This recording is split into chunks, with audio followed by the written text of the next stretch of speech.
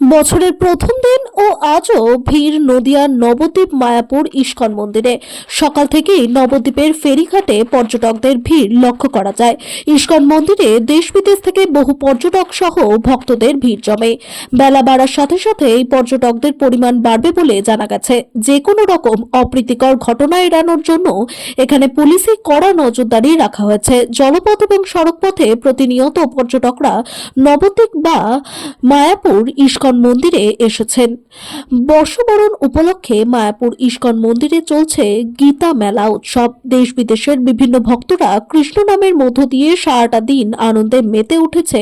একই সাথে রাজ্য তথা ভিন রাজ্য থেকে আসা পর্যটকরাও মায়াপুরে বর্ষবরণ ও নানা উৎসবে মেতে উঠেছে। ইসকন হেডকোয়ার্টার সিধা মায়াপুরে নিউ ইয়ার্স 2025-কে স্বাগত জানাচ্ছি।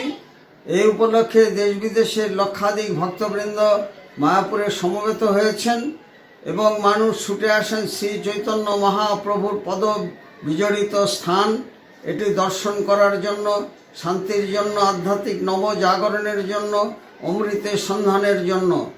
সুতরাং এই স্থানে যাতে জনসাধারণের তীর্থযাত্রীদের কোনো অসুবিধা না হয় তার জন্য আমরা সর্বদাই সচেষ্ট থাকি এবং এই শুভ দিনে ভগবানের কাছে প্রার্থনা করি সকলের সুখ সমৃদ্ধি শান্তি এবং দীর্ঘায়ু কামনা করছি এবং বিশ্বব্যাপী শান্তি মৈত্রী ভালোবাসা প্রতিষ্ঠিত হোক।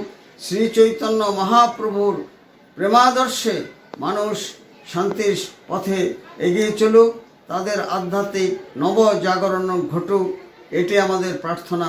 রসিক গৌরাঙ্গ দাস, ইস্কন মায়াপুর, জনসংযোগ আধিকারিক, নদিয়া।